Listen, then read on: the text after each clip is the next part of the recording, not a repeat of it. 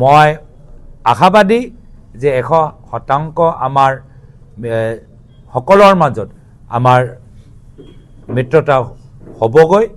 ইতিমধ্যে আমাৰ 126টা সমষ্টিত আমাৰ প্ৰাৰ্থী আছে, প্ৰাৰ্থী এগৰাকী নহয়, 126টা সমষ্টিত আমাৰ 3-4জন আমাৰ প্ৰাৰ্থী আছে।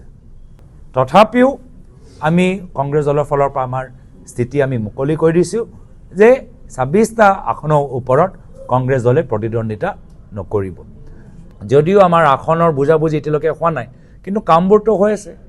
মিত্ৰতা নহ'লেও আমি 44খন আসনতে ইলেকশ্যন কৰিম।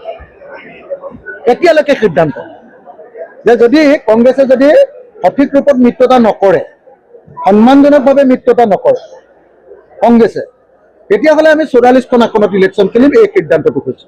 আৰু আমি খুব কম সংখ্যক আসনত মানে বুজাবুজি কৰিবৰ কাৰণে প্ৰস্তুত হৈছোঁ, বহুত কম।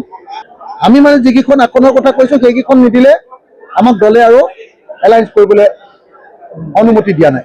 দ্বিতীয়তে আমাৰ পৰা এটা প্ৰস্তাৱ আহিছে যে যদিহে কংগ্ৰেছ দলে আমাক একেবাৰে কম আসন দিবলৈ বিচাৰে, যে একেবাৰে কম আসনত খেলাব খোজে, তেতিয়াহ'লে আমাৰ পৰা এটা সিদ্ধান্ত আহিছে যে যিবিলাক আসনত বিজেপি জিকাৰ কোনো সম্ভাৱনা নাই, সংখ্যালঘুৰ আসনসমূহ, সেই সংখ্যালঘুৰ আসনসমূহত আমি তেতিয়াহ'লে বন্ধুত্বপূৰ্ণ নিৰ্বাচন খেলিম আৰু বাকী সংখ্যাগুৰুৰ যিখিনি আসন, সেই আসনখিনিত আমি আসন ভাগ বিতৰণ কৰিম।